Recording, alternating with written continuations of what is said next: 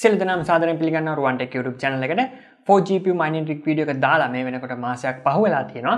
ඉතින් මේ වීඩියෝ එකේ කියනවා වගේම ඒ rig එකේ hash rate එක සහ income එක කොයි වගේද කියන එක ගැන කතා කරන්න තමයි මේ ලෑස්ති වෙන්නේ. ඉතින් ඔයාලා මේ වෙනකොට 4 GPU mining rig video එක බලන්න නැත්නම් ඒක බලන්න. ඒ වගේම GPU mining කොහොමද වැඩ කරන්නේ කියලා දාපු වීඩියෝ එකක් බලන්න. එහෙනම් මේ 4 GPU mining rig එකේ after 1 month update එක.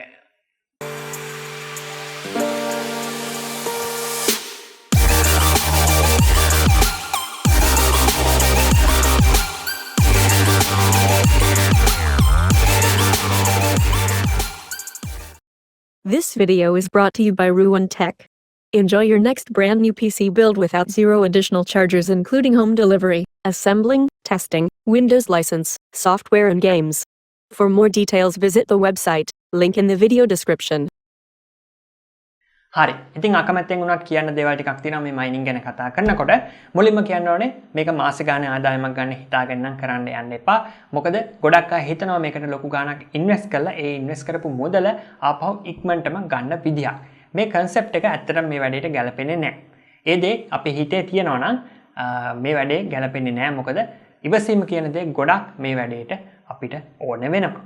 ඒ වගේම තමයි මේ ඉන්වෙස්ට්මන්ට් එකට දාන මුදල කවදා හරි නැති වුණොත් ඒක දරා ගන්න පුළුවන් ආර්ථික ශක්තියක් ඔයාට තියෙන්න ඕනේ. මොකද මේක ගොඩක් රිස්ක් එකක් තියෙන ඉන්වෙස්ට්මන්ට් එකක් හින්දා.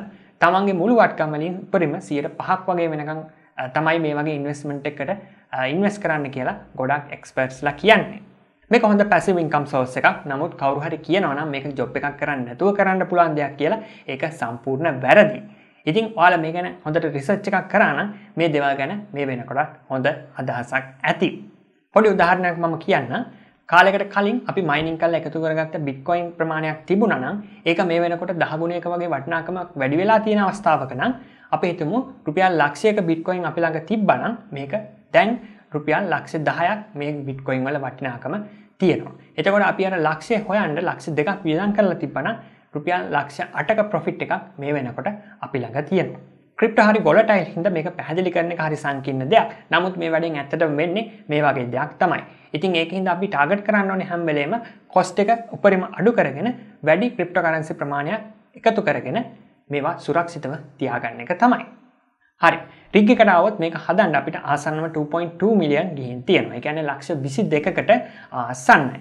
ඉතින් මේකේ සමහර පාර්ට්ස් බොරු විදම් වගේ පෙනුනට ඉස්සරහා ගැන හිතලා තමයි මේ දේවල් අරගෙන තියෙන්නේ. කොහොමද 3080 Ti 4ක් යූස් කරොත් අපිට පුළුවන් ලක්ෂ 18කට අඩුවෙන් මයිනින් රිග් එකක් හදාගන්න.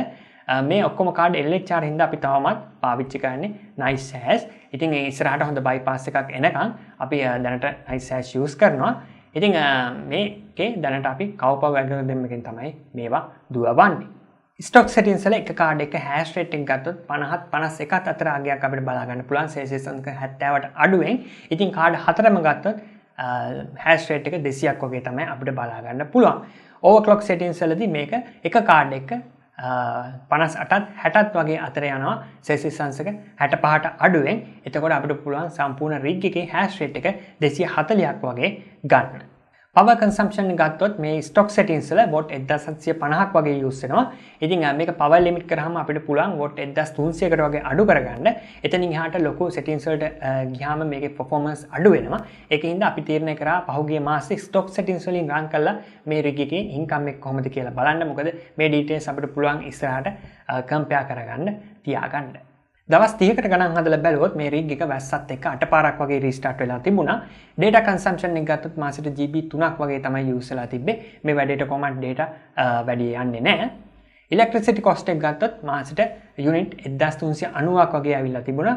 රිග් එක, monitor එක, router එක, fan එක, bulb එක. මේ හැම දෙයක්ම 24/7 වැඩ කරලා බිල් එක විදිහට රුපියල් 32000ක් ඇවිල්ලා තිබුණා. ඉතින් මේක power limit කරොත් අපිට රුපියල් 25000ට අඩුවෙන් තියාගන්න පුළුවන්. ඉතින් electricity cost එක නැතුව දවසකට $20ක earning එකක් nice hash එක හරහා අපිට එකතු කරගන්න පුළුවන්. ඒ කියන්නේ මාසෙකට $600ක වගේ. ඉතින් 600කට වඩා ඇවිල්ලා තියෙනවා. නමුත් මම මේ රවුන්ඩ් කරලා කියන්නේ ඔයාලට අදහසක් ගන්න. එහෙම බැලුවොත් අපිට පුළුවන් මාස 18කට අඩුවෙන් මේකේ return on investment එක ගන්න. මෙන්න මේ කාලය අඩු කරගන්න ඕනේ හින්දා තමයි අපි LHR bypass එකකට යන්නේ. නැත්නම් non LHR cards use කරන්නේ.